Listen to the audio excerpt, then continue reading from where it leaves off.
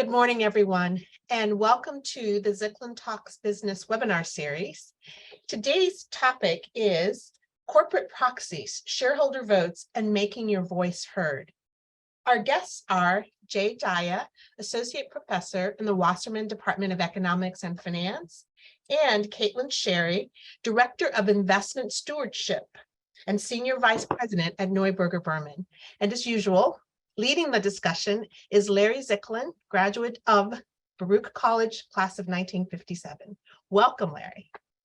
Thank you very much, Makita. Appreciate it. And thank you, Jay and Caitlin, for joining me. Let's begin, I guess, the easiest way. What is a corporate proxy? Jay, do you want to talk to that? Thank you, Larry. Thank you for inviting me. Thank you, Caitlin, for joining this seminar and providing your input. So a corporate proxy is a voting process. And the voting process is done through, today it's done through electronic means. In many instances, it's done at meetings officially. I think it's gone off. The actual ballot has disappeared and we're all electronic these days. But it's a mechanism by which shareholders can vote and vote their intention. So those intentions could be with respect to a social, an environmental, a governance issue. Governance has been the primary issue. So if a board of directors or a CEO hasn't been performing well, or their pay is too high, you can actually vote against these proposals that are put forward at board meetings. And if there's sufficient votes, that will hopefully sway the board of directors in one direction or the other. And Caitlin, is a corporate proxy required to be issued by publicly held companies? It depends by the jurisdiction, but in the United States, publicly listed companies are required to hold typically annual meetings. There are some nuances there where exactly how Jay described, shareholders are asked to vote on a variety of topics. So you typically see these at least once a year. And who's eligible to vote the proxy? So shareholders as of the record date. So the record date is set by the company. They then publish the proxy, which will entail what proposals are to be voted on. And as long as you're a registered shareholder by that date, there are mechanisms in place to receive a ballot to vote. My impression is, and please correct me if I'm wrong, that individual shareholders, as opposed to institutional shareholders, don't vote their proxies. Is that fair? I think the evidence is pretty clear on this, that it's the institutions that primarily vote their proxies. Most of the time when you buy, I believe, a mutual fund, you're transferring your right to vote to the mutual fund company. Now, in some instances, they do, if you're a large enough holder, contact you, but it's usually today electronic and they vote that proxy. It's very rare. I haven't seen one yet, to be honest. I think Caitlin will probably be able to tell us more on this. And I would say on the, if you're an individual shareholder and say you're holding stock directly in a company, I think still the percentages are pretty low in terms of voting participation. It's quite the undertaking, and depending on how many companies you're holding, it can be a bit overwhelming. So like Jay said, if you're holding through an ETF, a mutual fund, a lot of times the voting is delegated to the manager of that vehicle. Well, if you're an individual shareholder, just think about it. You own 82 shares and there's 27 million outstanding. You probably look at it and say, my vote is of no consequence. Why vote it? Are proxies only required for annual meetings that you can't attend in person, and very few people actually go to an annual meeting? So is it those meetings, that once a year proxy that people are voting, or are there other proxies? There are others. Annual meetings are easily the most common and frequent because of that set annual cadence. But there's also in the States another meeting type called the special meeting. And that's triggered by certain elements, typically corporate transaction related. So for example, if company A is looking to merge with company B, they may be triggered to go to shareholders for a vote of approval to execute that transaction. And that could happen at any point during the year. And so Maybe they held their annual meeting in May, and then they go to execute this merger acquisition in September, and they'd have a second meeting there to go to shareholders on those specific topics. All right, so I want to get to that in a minute, but before I get there, are investment managers, those who manage the money of others, compelled to vote their proxies? As one, I'll maybe speak first, and then Jay, happy for you to comment too. Yes, we are. So based on guidance from the SEC and maybe other regulatory environments that we operate under their guidance, it is very much so viewed from Neuberger Berman's lens as voting being a part of, one, our fiduciary duty, and two, as part of our investment process. So just an extension of the work we're already doing to invest on behalf of our clients. So we as an institutional manager are compelled to vote. But Jay, I don't know if you'd add anything else. So Larry, there's two parts to this. You asked about the individual investor, and I can sort of shed some light on that. Please. So the individual investor, I believe voter apathy is very, very, very high. The last study I saw was done in the 90s, and they said the voting was less than 0.001% of an individual who held less than 1% of the stock that actually voted on the proxy. So I don't know what the recent data is, but my guess is it hasn't changed much. So now when we go to the institutions in many instances like to be passive because they can sell their stock rather than create a fuss by voting against the proposal. So what we've got is we've got a situation where they can do the Wall Street walk and just come out of a stock, or alternatively, they take guidance from the institutional shareholder services or Glass Lewis. These are two proxy advisory firms. They're actually privately listed. They're owned by private equity firms today, and they take their cue from them in many, many instances. Well, I'm going to talk about them because I have a lot of questions on that subject. But before we get there, I want to know what questions are normally required to be put in the proxy. Because I'm sure that benign questions, day-to-day questions of management are not there. What is required to be in a proxy? I'm happy to start there. So I'd say some of the more common proposals we see on a proxy, first and foremost, is going to be the election of the board. And so you'll see the individual directors that currently serve on the board and any new nominees that the board is looking to add to the board. Shareholders are able to vote in support of those directors in their election or oppose them. Second very common proposal is the approval of the auditor. So this is the audit firm that the company has selected to provide services. So shareholders actually vote on approving who that firm is. And then the third one I would flag is the vote on executive compensation. So shareholders have the opportunity to approve or oppose the compensation plan developed for executives at the firm.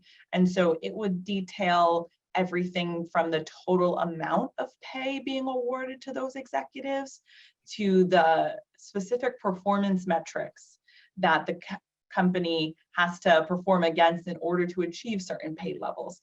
So lots of nuances embedded in that proposal. And if the shareholders vote against the compensation package, is the board required by law to reduce that package? So they're not required by law. So it's there's two types of proposals. There's binary, which would have a legal requirement with it if it were to fail, and advisory, which means it's just the investors providing their viewpoint, basically, is how you can interpret it. And so that is how the compensation votes are structured. Those are advisory votes. So if a company didn't receive majority support, they wouldn't be legally bound to take any subsequent action.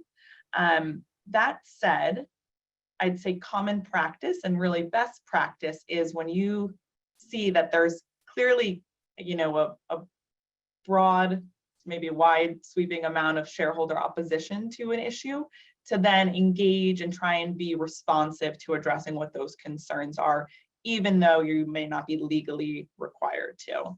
Jay, does that sound Yeah. That sounds perfect. Sorry, Jay, go. So the way I think about this, the say on pay is an excellent one.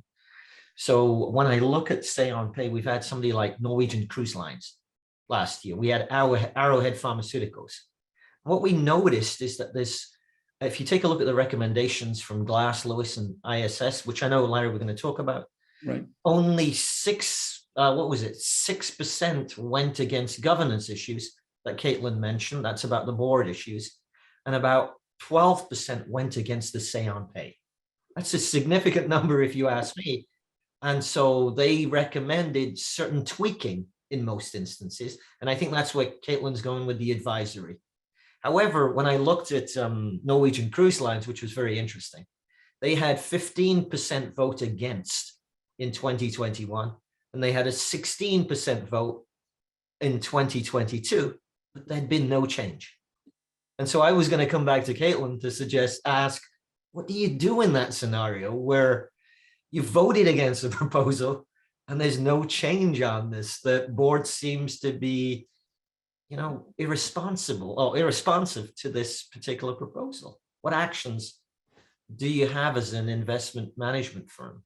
Yeah, great question. And it does, occasionally happen. We see scenarios like this, and there's a couple of sort of escalation approaches we could take in that scenario. I think first and foremost, what's most important from Neuberger Berman's perspective is to ensure that the company understands where exactly our concerns lie. If there isn't that engagement and that dialogue, all they're going to see on their end is a vote for or a vote against, and the against won't exactly give them any more details as to, were we concerned with the amount awarded to the CEO? Were we concerned with the structure, the performance KPIs, key performance indicators used there? And so we really take an engagement forward approach. And so speaking with the company, having that dialogue, hopefully we can get some traction from there. If we feel like that's not enough or we're running into barriers, I'd say next approaches would be a letter to the board to ensure that they understand as representatives of us shareholders, again, what our concerns are. And then from a voting mechanism, you would likely continue voting against that compensation plan that you're concerned with. You could then also vote against certain board members, and board members often serve on committees of the board, and some of them would be on what's called the compensation committee. And so they would be charged with oversight over that plan. And so a logical escalation vote would be to vote against members of that committee if you deemed it appropriate. I happen to be on the board of a not-for-profit, which Caitlin knows, called the Center for Political Accountability. And our reason for existing is to get public companies to disclose their political contributions that come out of the Treasury, not tax, out of the Treasury. And we've noticed that if we can get a vote of 25, 30%, something like that, most often the company will come to us and say, we're prepared to do this. We do not go forward with another proxy question next year if we do this and we reach some kind of an agreement. But it only takes this 25, 30%, whatever the right number is, vote to get them to do something, because they're kind of forewarned. They don't want to be in a controversy. They don't want to be in the newspapers, nor do we. So it's a compromise that we can make. So let me push that forward. If you're an individual shareholder, or if you're an institutional shareholder for that matter, and you're unhappy, how do you actually get a proxy question in front of the board on the ballot, on the proxy ballot? So Larry, when you say individual shareholder, do you mean somebody like— I own 500 shares. Okay. And I hate what they're doing in terms of, let's take even compensation. I don't like what they're doing. And I want to raise this issue in front of my fellow shareholders. What can I do?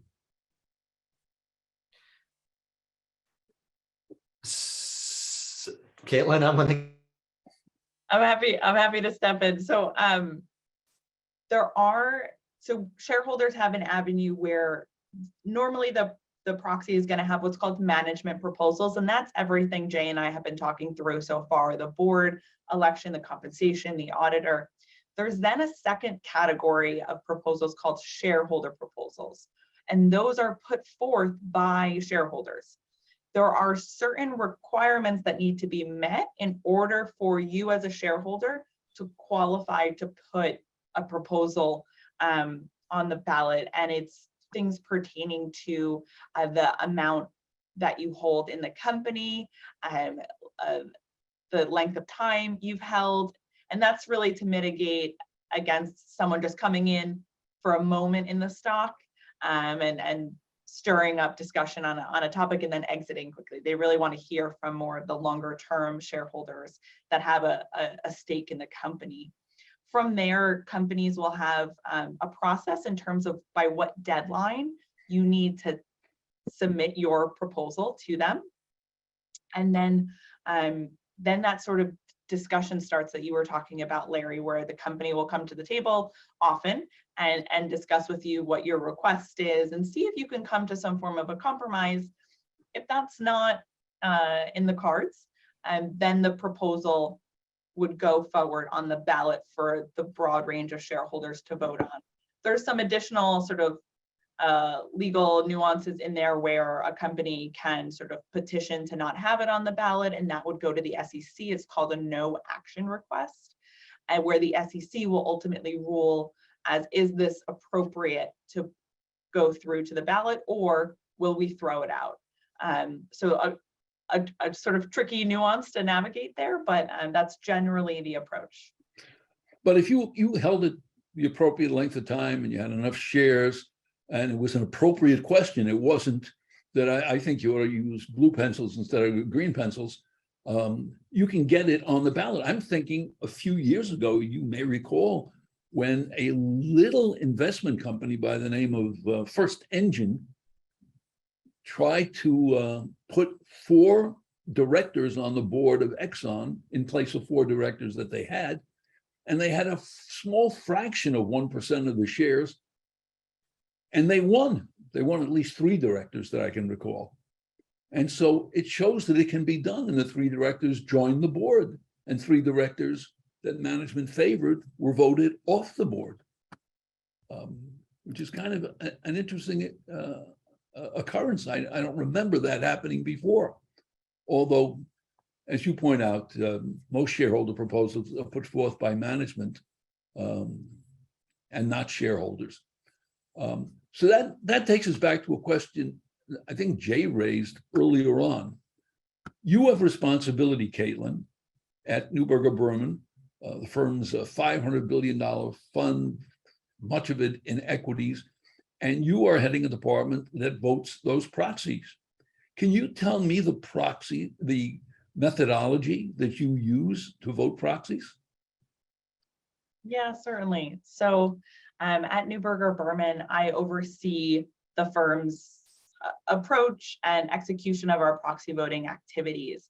I think the first thing to share with the audience is at Neuberger Berman, we've embedded the responsibility for voting those proxies within the investment teams themselves. So your portfolio managers, your research analysts are reviewing these proxies, the votes on each ballot item, and putting them forward to the company. We really view them as these votes as part of the investment process. So think again to the example of a merger.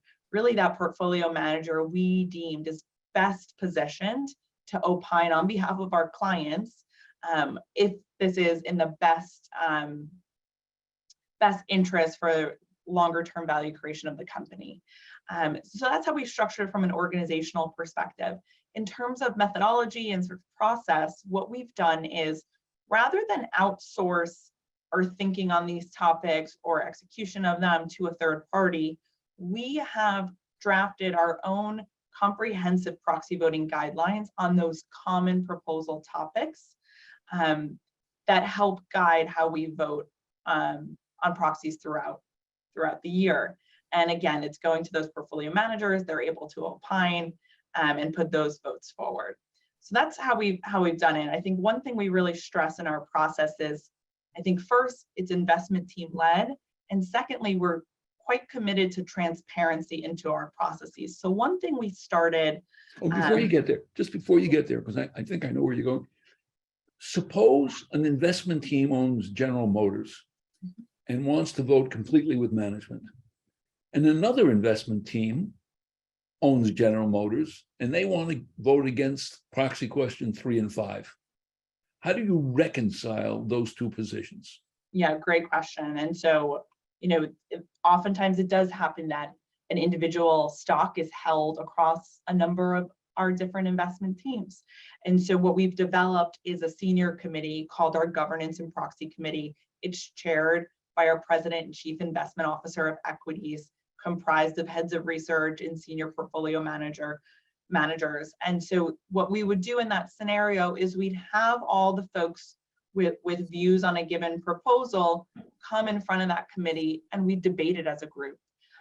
So a really hands-on, real-time approach, talking through the pros and cons, understanding everyone's rationale, and then ultimately that senior committee makes the determination as to how the firm would vote on a given topic. But very much so is sort of an open debate. It's encouraged, and we think it ultimately helps us get to a better outcome. And do you find that committee usually can reconcile opposing positions?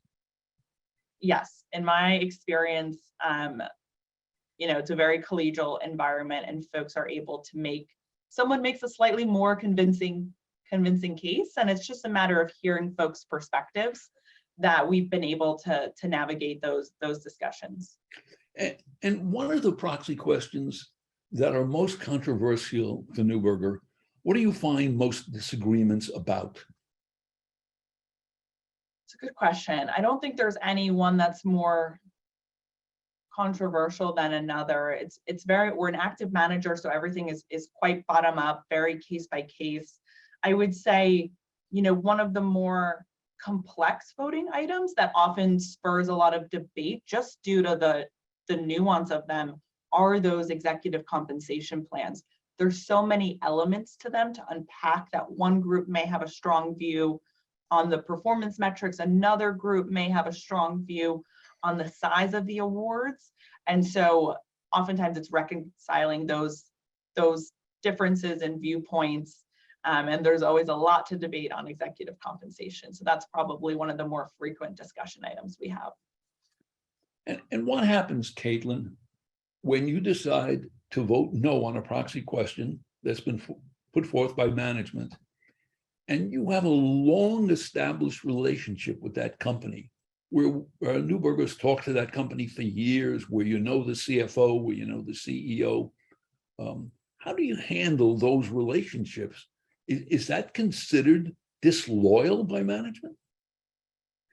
From our perspective, it's not considered disloyal. So I mentioned earlier that we're a very sort of engagement forward firm, and we really view our relationships with the companies that we choose to invest in as partnerships. And we are, engaging with them, and even our voting is meant to inform efforts that we think will help strengthen the overall profile of the company and help them deliver better value for our clients. And so we always approach it through that lens. We're not meant to be an antagonistic. We are there to be a partner to them. And likely before we ever even get to that vote against, we've been having discussions with them about that particular concern for a period of time, and would be communicating with them up to the vote around what exactly is going to drive that vote against them, so they know where we stand. That then positions us really nicely to move forward from the vote, where they know what we would want to see for us to consider them responsive and improving and addressing our concern on that given area. So I don't view it as a disloyal effort. Definitely spurs more conversation and is not our objective when we're going into the vote, but it is a tool that we have available to us as shareholders. And so we are willing to use it to drive that change we're looking for.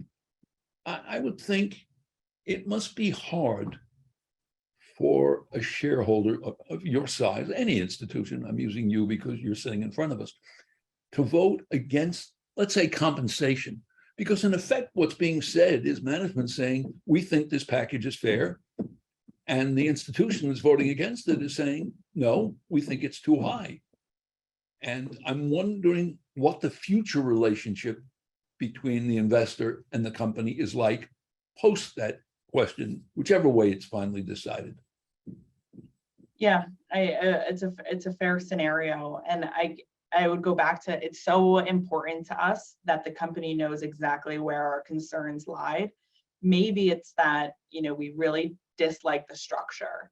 They're using too many options instead of time-based units or performance units. Like, it could get as in the weeds as that. And so for us, we really grounded in ensuring that our specific concerns are communicated. That's the only way we're going to have a path forward to resolution there. But we are, totally open to conversations with companies, are offer to be a sounding board to them as they think through how to retool a potential executive plan. And so I think that sort of partnership viewpoint is often welcomed. So can you make our audience a fly on the wall? You decide in your group that this compensation package is unfair because of any one of the number of reasons. You call the company, and what happens? Sure. Yeah. So if our portfolio managers determine that they wanted to oppose a compensation plan, we would have a discussion with the company. The portfolio managers and research analysts would be on the call. So very much so a collective group from Neuberger's side. And we'd take them through what our concerns were. We'd outline, what we like, because it's always important to reinforce that. And then we'd outline for them what we're not so sure about. I think it's always helpful to pose questions to the company to really understand what was their philosophy behind a decision, dig into the rationale a bit more. There's, a host of good information in the company's proxy, but maybe, we have a more specific question that we're trying to get additional insight that maybe we could get comfort to support that plan. So we don't ever go into a discussion knowing, like, full stop, we'll oppose this. We have to go in with an open mind, oftentimes to get a bit of additional information from the company, but really to let them know that we are intensely debating this right now. Here's where our three main concerns are. We're not sure if we'll be able to support it. And so it's that open dialogue. We're giving feedback, they're giving information to us to try and get us to a better, more informed decision. And do you have certain guidelines in advance where, for example, you might believe that the chairman and CEO's roles should be separated? You might believe that there's certain diversity on the board. You might believe that independent directors should comprise a certain percentage of the board. I don't know what your guidelines are. First, do you have those guidelines? And if so, what might they look like? Yep. So we do have those guidelines. We call them our governance and proxy voting guidelines. They are publicly available on our website. And how we structure them is almost in the same flow of a proxy. And so you have your common management proposal topics. We'll state our views on board composition, what we ideally are looking for, compensation structure, dilution, auditor, share issuances.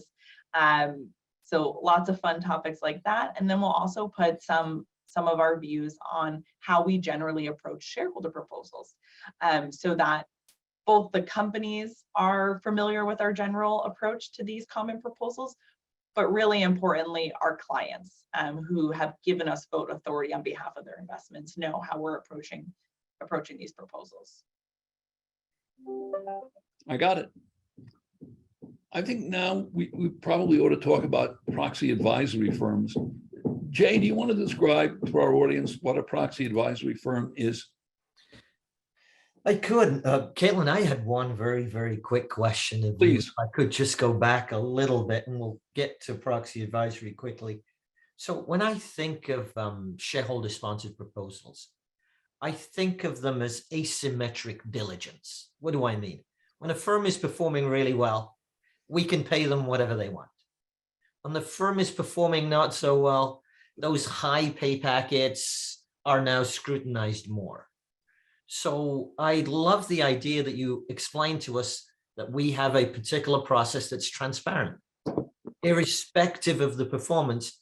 But in the majority of cases, when I see a proposal on governance, changing a board member, I usually see that accompanied with poor performance. And so can you speak to that a little bit? Because that's where I'm a little confused.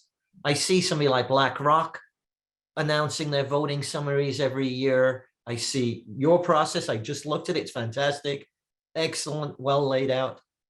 But what confuses me is that most of these only come about when there's an extreme performance problem, or somebody has targeted the firm, or there's an ownership change or a major change in CEO.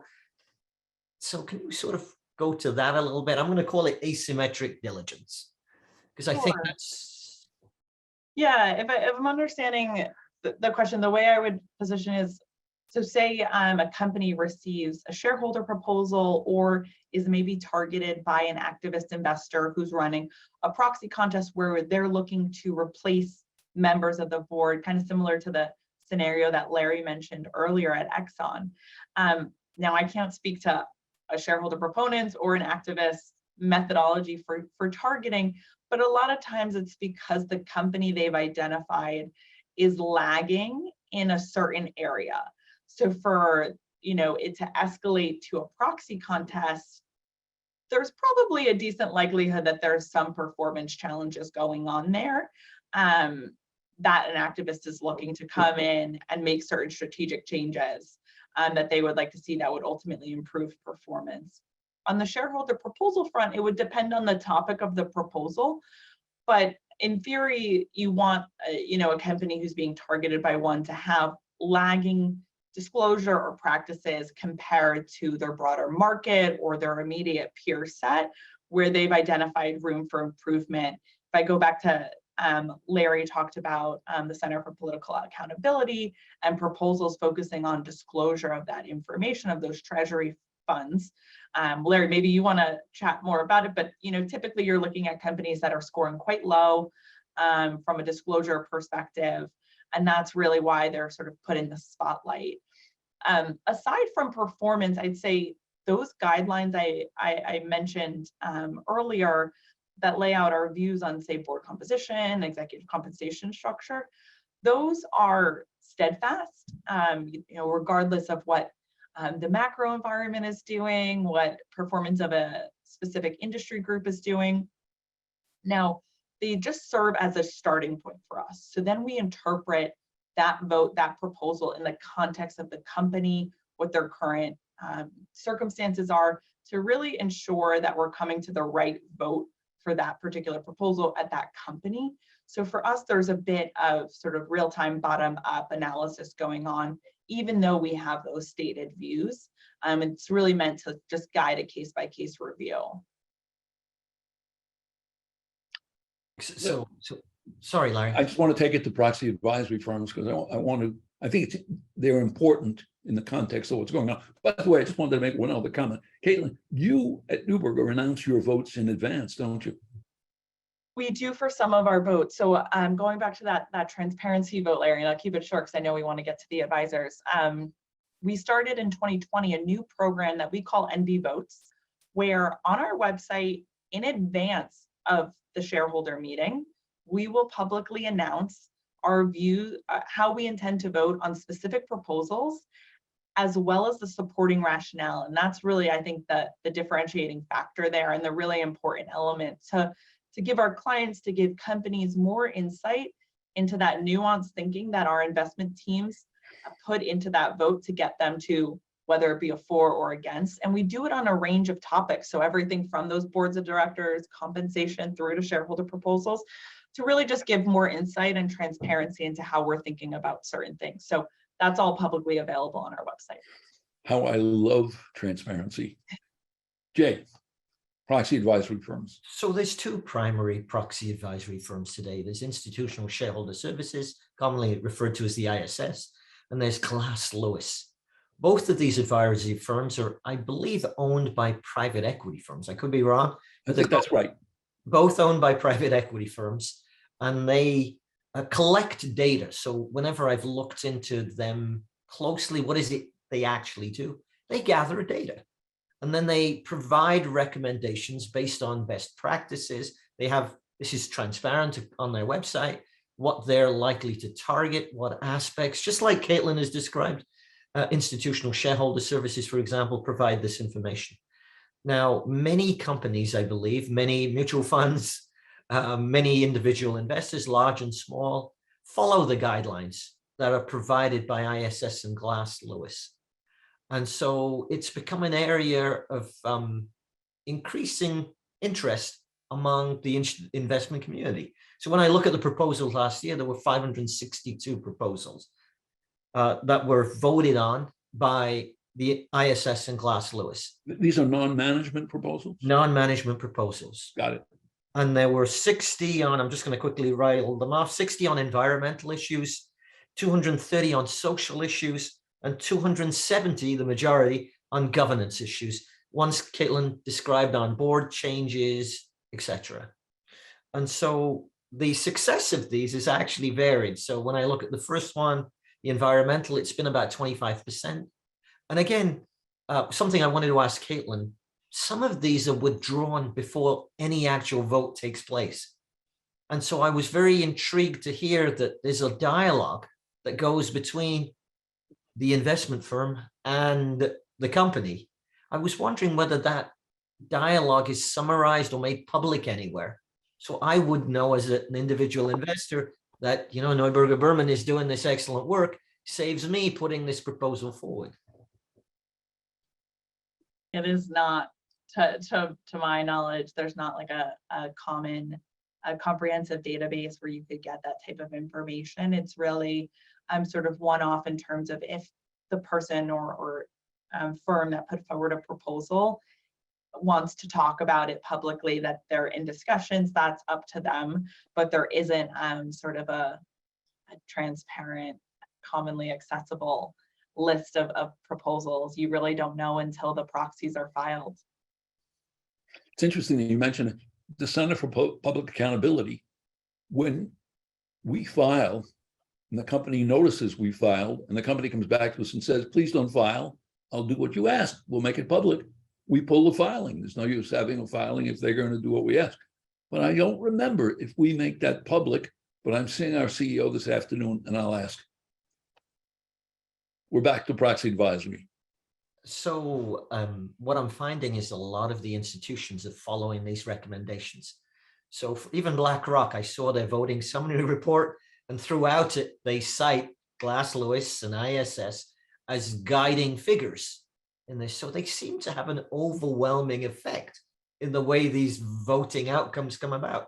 Now, I like the idea that somebody collates the information, but I think that also limits individual action, which I think Larry was going to earlier on.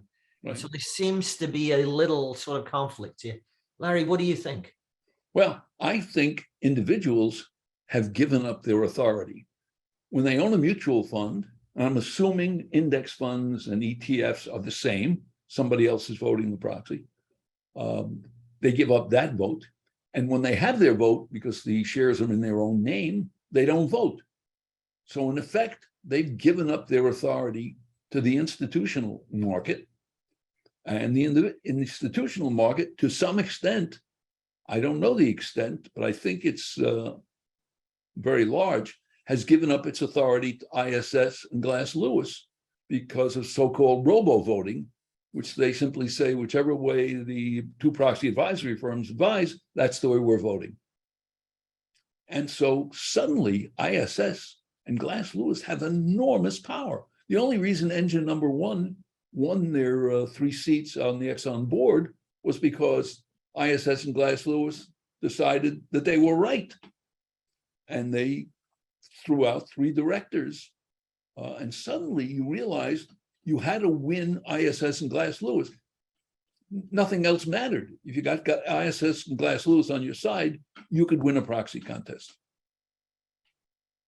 I would maybe like challenge that just a little bit from at least from Neuberger's perspective. And so on the proxy advisors, institutions like Neuberger, I can't speak for others, we do get to see the research that they're producing. But we've already talked extensively about how we have our own guidelines, so we're not blindly following the recommendations there. I think the other challenging part with it in terms of like drawing correlations to, you know, where there was influence versus not is you're typically still looking at only like two outcomes, a for or against. And if two different parties both go with for, it's really hard to know what rationale took them to that ultimate vote. Is it because a proxy advisor said it, or is it for an entirely different host of reasons? And that was, again, like part of our reason for this NB Votes initiative, where we can put that rationale. So folks can know exactly how we got to that endpoint, even if an advisor is also recommending the same outcome. So I think it's a good, it's really incumbent on the institutional investors, folks conducting proxy voting, to try and be as transparent with the rationale as possible. The concept of robo voting has been debated for, you know, several years now, something the SEC has been looking closely at. We think our sort of increased transparency helps calm that debate and address those concerns, again, at least in the scope of our own voting, but a good concerns for folks to continue debating and trying to, you know, be more clear about what exactly their processes are. So Larry, if I was going to be devil's advocate on this, Please. if I'm a small investor where I may have a couple of thousand shares, then the cost is exorbitant for me to go and gather that information that Neuberger Berman is going to gather because they have a position that's sizable. And so I'm also looking at that cost side. And as an individual investor, I think it would be very helpful if ISS and Glass Lewis made their base recommendations and public before they were actually going to vote on it, because then an individual investor with very little cost, maybe a small subscription, could take a look at that and say, okay, I'm interested. I was really concerned about the options that the CEO is being awarded. This is why they're being awarded this. I now better understand this situation, so I'd rather not vote against it. So I think that transparency that you're talking about is very, very important. The problem is something you pointed out before, Jay. They're privately owned. They're a profit-making enterprise.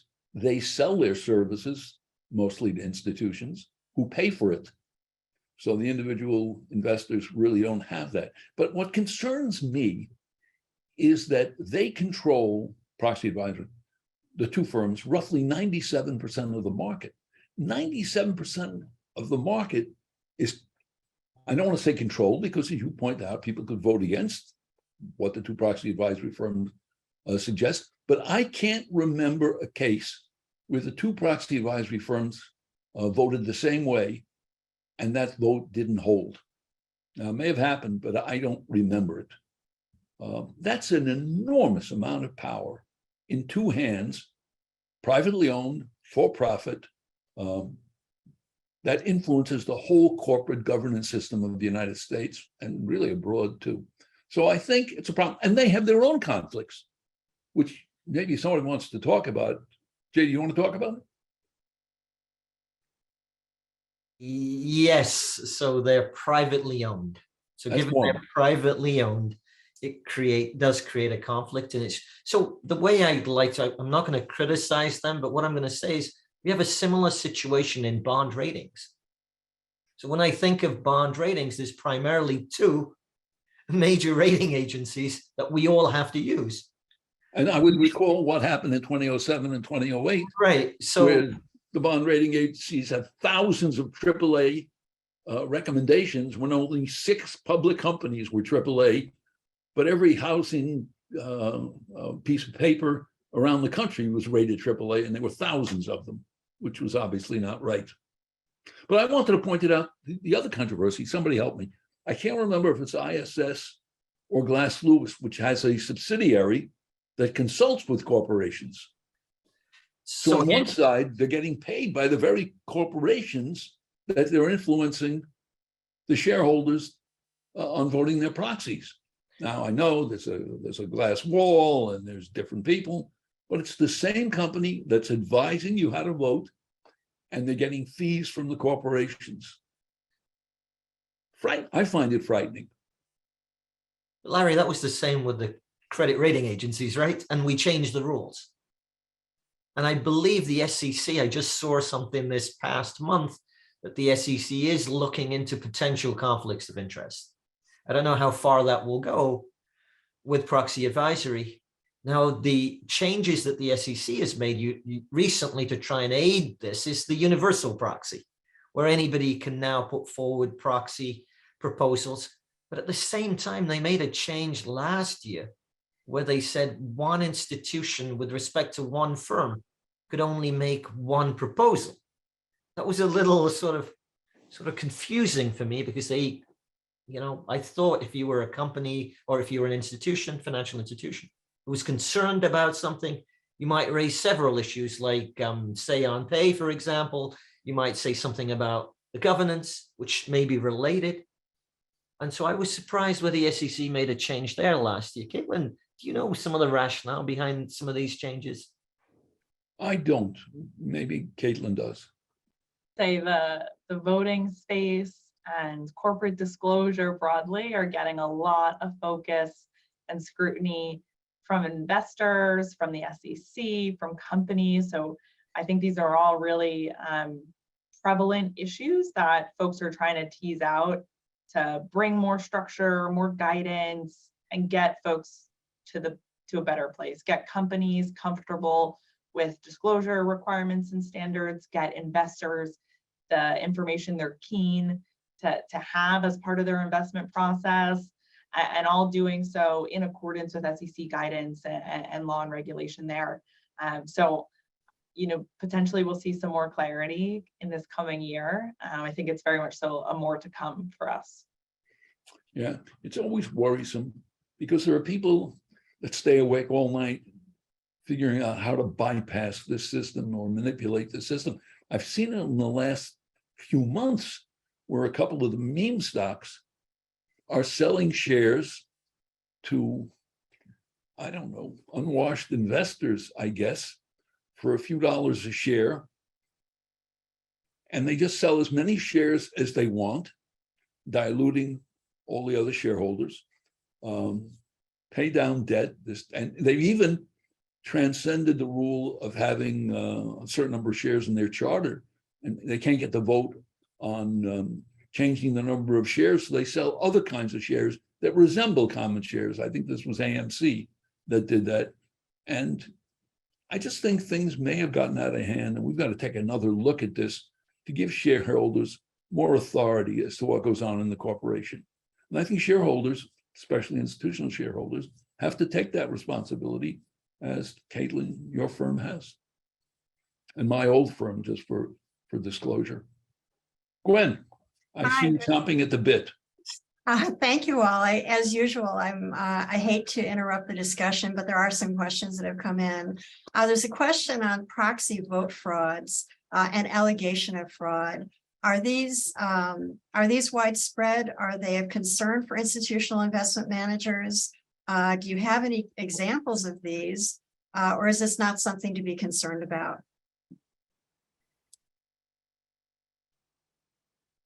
I can tell you, I haven't seen it. If it's happened, it must be very rare. Okay, that's comforting. Gwen, the only time I saw this was in Russia, where I saw this with some of the steel and oil companies, where they would change the vote. So you were holding the vote in, I don't know, Leningrad, and then you moved it to Moscow suddenly overnight, so that you would have the insiders voting on this and outsiders would get diluted out as a result. That's the only time I've really seen it. And that was years ago. I'd like to say that was a decade or so past. I haven't seen it recently. And my impression is there are third parties that handle these votes and handle the proxies. I'm sorry. All right, here's another question, very much in line with the discussion you've had. The questioner asks, I'm very interested in knowing how mutual fund companies, especially those large index fund companies, vote on specific proxy issues. For example, Vanguard touts, according to this questioner, that their stewardship unit voted on 143,728 corporate proposals in 2022. Is it feasible for a mutual fund company to vote on all the proxies their shares held, What about posting their votes on all the proxies voted, not just summaries of their votes? I think that goes to transparency, right? So I think there should be some level of transparency. I think they're providing a level of transparency. I think the question is referring to a second level of transparency. And I think that's what I was trying to drive home here with respect to what Larry was asking on the proxy advisors. Now, I know Fidelity follows the proxy advisory firms to a large degree. Why I hold Fidelity funds, and I see this myself. So whenever I see the proposals, they're pretty much in line with ISS and Glass laws. Well, wasn't that the original idea for the proxy advisory firms? That if a fund held 100 different securities, and there were 10 proxy questions on each one, that's 1,000 proxy questions, they didn't have the resources, and there was an efficiency advantage in having a proxy advisory firm that only did this and sold their services. I assume that's why they came about. It seems to me a valid rationale. All right, here's a question for Caitlin, and this refers to the policies that you at Neuberger Berman follow. What aspects of Neuberger Berman's approaches to these issues might be seen as models for best practices in this area? Yeah, Other firms. sure.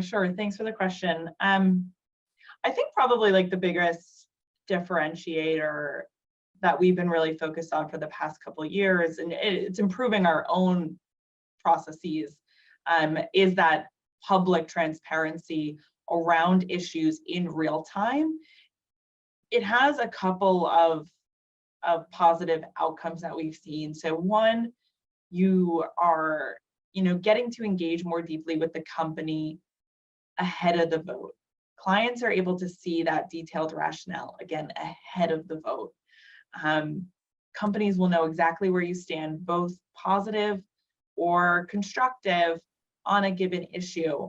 So it's really, been helpful for us. I find that the more I speak with clients, the more I speak with companies, when they see the vote outcome from their shareholders, it just is a tally of percentage in supportive and percentage in opposition.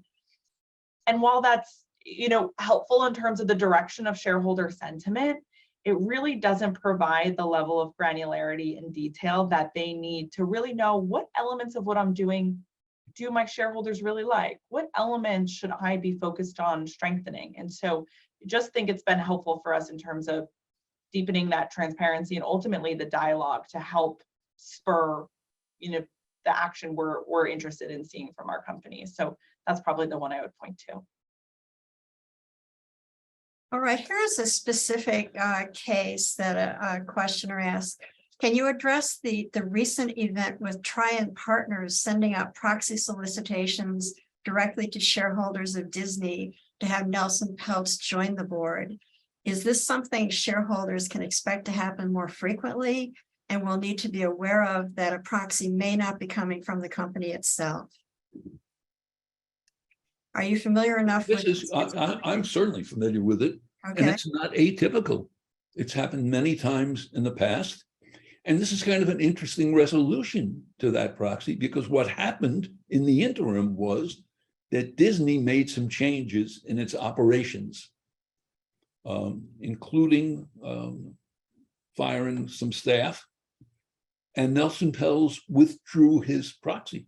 And he said, there's no use me opting for a seat on the board. Disney has already done what I've suggested, and I withdraw. By the way, this is long before your time, Caitlin. Neuberger Berman was once involved in a proxy contest that I happened to be leading, and we were fighting a case. We had a proxy question, and I remember calling shareholders in the evening and saying, here's what we've suggested. Here's how much money you can make if you do what we're suggesting. And I remember engaging in that proxy contest for weeks before the official vote was counted. I remember saying to some shareholders, you will absolutely make 25% on your money overnight if you do this. It was opening up a closed-end fund, Caitlin, for your and you can make 25% on your money, which is more than you made in the last 4 years. And it only barely won. I'm sorry.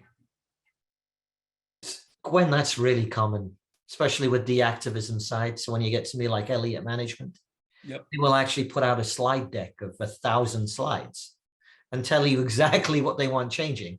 And then management will usually come back to the table and say, we'll do these 17 slides. And then they will say, okay, and the stock price goes up. And usually they withdraw their major recommendation. Other times they won't be happy until a vast majority of things are changed. And so direct solicitation is actually common in what Larry's saying. It's very common. Most of the time it's put on their websites today. All right. And Shay, here's a question for you. Many individual investors hold mutual funds much more than individual stocks, especially these days. How can they see how their funds are voting? Can they have an impact on the fund's votes, either in theory or in practice? Most of the time when you go with the large mutual funds, you're delegating your vote to the mutual fund. And you actually sign a disclosure. I believe I checked this very quickly this past week, and I signed a 27-page disclosure for Fidelity was the example I used. And the one box I checked out of the 50 boxes was delegating my vote to them. Okay. And it was one line in all of this fine print. So yes, you can write to Fidelity and say, I'd like to vote something, and they will send you a form, and it's on their website. And that's the one firm. I'm not taking them as a bad or a good example. That was the one that I received the information from, so I can speak firsthand. But I am delegating my vote to them, in essence. I just want to add, you almost have to delegate your vote because the explanation of all these things are paragraphs for each one. And if you have 4 or 5 stocks, you just don't have the time unless you want to give up lunch. Okay. When the one thing I would add on that too is if for certain regulated vehicle types like a mutual fund, they have to each August file with the SEC how they voted over the previous 12 months. And so that information is available. Again, it's lagging, right? So you have to wait that whole period in order to sometimes see the records. Certain investors will put out their records a bit earlier. And I can't speak to how user-friendly the database is, but it's something the SEC is working on improving to help drive that accessibility for individual shareholders. I think Caitlin raises an important point here. It's timing and transparency. And I think the quicker that information can get out to shareholders in real time, I think the more informed an investor will be. The quality, Caitlin talked about the quality of information as well. So the nuances on say on pay, I've seen these. We're talking about some option contracts that are 5 years out, and we don't like the way they're structured. That's a small part of the 500 pieces that go into compensation. And so I think some of the transparency, I think the SEC could work on, and they have been working on to enhance this. And I like the real time, where I think if an institution is unhappy, it would be great if they could post on a board officially why they're not happy or unhappy with the situation, so other investors could see this in real time. And maybe that would drive this sort of efficiency in the voting process. And by the way, there are certain disclosures that only people who are paid to read them ever read them because they're too complex. The ordinary investor can't possibly understand them. All right. There are other questions, but we are out of time. So I'm going to have to end this. And thank you, Larry, Shay, and Caitlin for a really compelling discussion. I'd like everyone to know that next month on March 14th, our webinar will be on facial recognition technology for good or evil, with Professor Yafit Lev-Aretz from the Zicklin School of Law Department. Thank you again, Larry, Jay, and Caitlin. Thank you, everybody. Thank you for watching. Bye-bye.